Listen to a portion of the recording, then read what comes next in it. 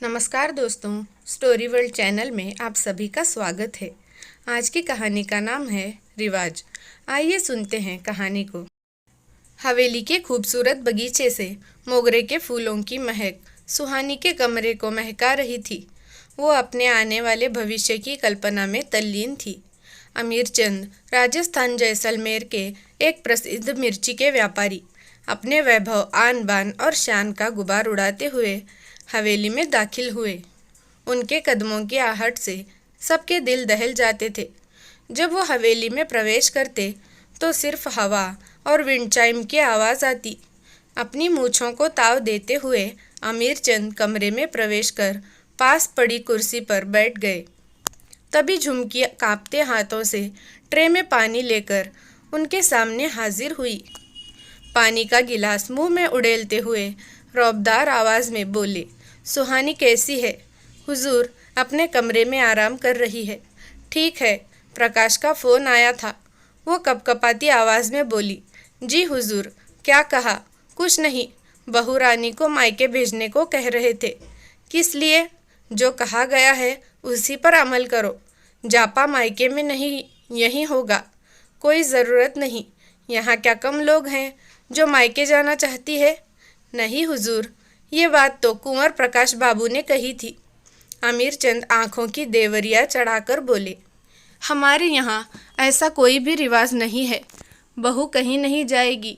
अब के फ़ोन आया तो हमसे बात करने को कहना। गिलास की ट्रे लिए झुमकी अंदर चली गई। अंदर आते ही अमीर चंद की पत्नी पद्मावती पूछ बैठी, क्या कह रहे थे मालिक? मालकिन, मैं न जाऊं उनके सामने। जो मन में आया वो कुछ भी बोल देते हैं। प्रकाश बाबू का अब की फ़ोन आए तो आप ही बात कर लेना। पद्मावती अंदर तक सहम गई। बहू सुहानी की डिलीवरी होने वाली थी। धीरे धीरे उसके दिन नज़दीक आ रहे थे। उन्हें वो दिन याद आया जब वो इस घर में बहू बनकर आई थी।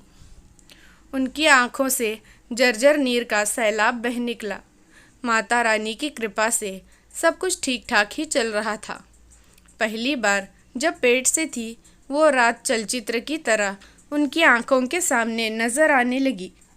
जब डिलीवरी का समय आया था तो अमीर चंद के शब्द उनके कानों को छलनी कर गए। बेटी हुई तो गड़वा दूंगा। इस हवेली में पहला बच्चा मेरे वंश का चिराग ही आना चाहिए। मैंने नाम भी सोच लिया है। कुंवर प्रकाश ही होगा मेरे इस हवेली का मालिक। हवेली की दाईमा ने अंदर आने का साहस लड़खड़ाते कदमों से किया था। पद्मावती के मन की व्यथा को समझते हुए उसने प्रेम भरे स्पर्श से अपने हाथों को उसके माथे पर रखकर ऊपर देख दुआ मांगने लगी।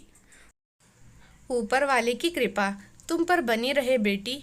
उसकी अनुभवी बूढ़ी आंखें इस घर की रीतियों के कारण अनेकों कफन दफन होते हुए देख चुकी थी। अपने वंश, रुतबे और शोहरत की खातिर ना जाने कितनी बलियां इस हवेली की मिट्टी में दफन हो चुकी थी। सदियों से इस हवेली का रिवाज था कि प्रथम पुत्र ही होना चाहिए। पद्मावती की आंखों में आंसुओं की धारा बह रही थी।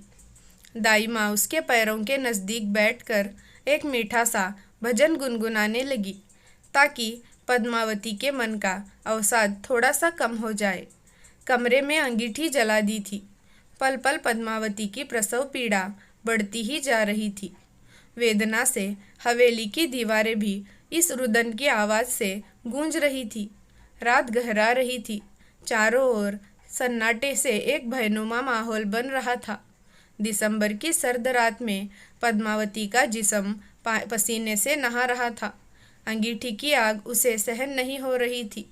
दाई माँ उसके अंतिम दर्द का इंतज़ार कर कर उसके पैरों के करीब बैठी उसे सहला रही थी। अचानक वो अंतिम घड़ी आ गई। नन्ही किलकारी से सारी हवेली गूंज उठी। दाई माँ ने देखा कि एक नन्ही सी कली मुट्ठी कसे उसके हाथ में आ गई। पद्मावती अर्धहोश में ही किलकारी की आवाज़ सुन रही थी। वो प्रसव वेदना को भूल चुकी थी। दाई माँ ने उसे नन्ही कली को उसके करीब लाकर उसकी कोमल मुट्ठियों को उसके हथेली पर रखा। कोमल मुट्ठियों का स्पर्श पाकर वो अपना सारा दर्द भूलकर आंखें खोलकर उसे निहारने लगी। मखमली नरम मुलायम मुठियाँ अपने वंश की आकृति को देखकर हल्की सी मुस्कान उसके चेहरे पर बिखर गई। तभी हवेली के बरामदे से कदमों की आहट ने दोनों को बेचैन कर दिया। दोनों की सांसें रुकने की तरह चल रही थी। दाइमा ने अपने आंचल को मुंह में भरकर अपनी सांसों को रोकने का भरपूर प्रयत्न कर रही थी। अमीर चंद के जूतों की आहट उसके और करीब आ रही थी। अमीर चंद ने दरवाजे के बाहर से गहरे आवाज में पूछा, क्या खबर है दाइमा? नन्ही सी लड़की को पद्मावती के पास सुलाकर वो लड़खड़ाते कदमों से डरते सहमते हुए दरवाजे तक पहुंची। दरवाजे पर दस्तक लगातार आ ही रही थी। दरवाजे को खुलते ही कांपती आवाज में बोली, जी हुजूर, कन्या रत्न की प्राप्ति हुई है, बधाई हो। उनकी जुबान लड़खड़ा रही थी। दाइमा को एक और धकेलते हुए कमरे में प्रवेश कर गए और दाइमा की ओर इशारा करते हुए उसका अनुवाद से बाहर चले गए।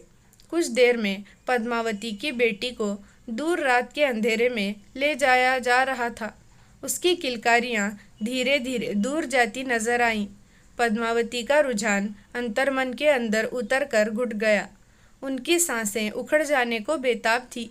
दाइमा ने सिर पर हाथ रखकर कहा, यहाँ की रीत को आज तक कोई नहीं तोड़ सका है बेटी। अपने आप को संभालो और जीना सीखो। नारी की यही व्यथा, आंचल में दूध और आंखों में पानी। ये कहीं अंगूठी की उसके करीब सरका दिया। पद्मावती की शारीरिक वेदना से मन की वेदना ही बहुत असहनीय थी। खामोश निगाहों से कमरे में लगे आलीशान झूमर की लाइट को एकटक निहार कर रही थी। झूमर वैभव से ऊंचाई पर गर्व से झूम रहा था। वो झूमर से अपनी तुलना कर रही थी। अचानक झुमकी की आवाज़ से उसके कानों पर पड़ी। क्या हुआ मालकिन, कहाँ खो गई? प्रकाश बाबू का फ़ोन आ रहा है। फ़ोन हाथ में पकड़े सामने झुमकी को खड़ा देखकर वो अपनी तरह से बाहर आई।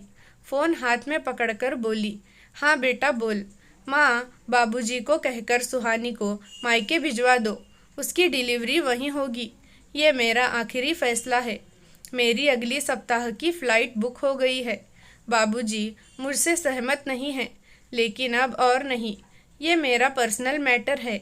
मैं इसमें किसी का इंटरफेयर नहीं चाहता। अब इस घर में पुरानी रीतियों को नहीं दोहराया जाएगा। सुहानी और मेरा जो भी पहला बच्चा होगा वो हमारे लिए अनमोल उपहार होगा। कह दो बाबूजी से। कुंवर प्रकाश के निर्णय से पद्मावती को बहुत आत्मबल मिला। वो वहाँ से उठकर बरामदे से होते हुए सुहानी के कमरे में गई। सुहानी गूगल पर छोटी छोटी नन्ही लड़कियों की फ्रॉक देखकर मुस्कुरा रही थी। उसके मन की भावनाओं को समझते हुए उसके सिर पर प्यार भरा हाथ रखकर आशीर्वाद देकर बोली, खुश रहो, और बाहर बरामदे में आकर सुहानी के मायके वालों को फ़ोन लगाने लगी। आप आकर सुहानी को डिलीवरी के लिए ले जाइए, मैं उसे तैयार रखूँगी, उसने निर्णायक आवाज़ में कहा। अमीर चंद दहाड़ उठे, ये मेरी हवेली के रिवाज नहीं पद्मावती, मना कर दो उन्हें। पद्मावती बोली, तुम्हारे मना करने का अब कोई मतलब नहीं, ये प्रकाश का ही निर्णय है। इस हवेली का पहला मेहमान वंश चलाने के लिए पोता ही होना चाहिए। ये बात तुम कान खोलकर सुन लो बहू, आमिर चंद तेज आवाज़ में कह रहे थे। बरामदे में आमिर चंद की आवाज़ सुहानी के कानों को पिघलते शीशे की तरह छलनी कर गई। वो बैठी थरथर काँपने लगी। पद्मावती बहू से बोली, तुम डिलीवरी के बाद मायके से सीधे प्रकाश के पास चली जाना। इस हवेली में आलीशान सामान भरा पड़ा है, संवेदनाएं नहीं। तुम्हें पहली बार जो भी होगा वो मेरे लिए अनमोल उपहार होगा। सास के निर्णायक शब्दों को सुनकर सुहानी अलमारी से कपड़े निकालकर सूटकेस में भरने लगी। आज उसे सास में अपनी माँ का रूप दिखाई दिया। आज पहली बार सुहानी ने अपनी सास का ये रूप देखा। वर्षों पुरानी रीत को मिटाने का एक नारी का साहस देखकर सुहानी उत्साह से चहचहाने लगी। तभी बाकी खुशनुमा बयार बरामदे में प्रवेश कर गई। चिड़ियों की चहचहाहट इतनी तेज हो गई कि उसे चहचहाहट ने हुक्म अमीर चंद के विचारों को सुन्न कर दिया। आज प्रकृति भी इस हवेली के प्रथम अनमोल उपहार के आने का इंतज़ार करने लगी। चिड़ियों का चहकना एक खुशनुमा त्योहार क्यों प्रतीत हो रहा था। इस कहानी में एक नारी ने एक नारी के लिए आवाज़ उठाई है। दोस्तों, आपको कहानी कैसी लगी कमेंट करके ज़रूर बताना।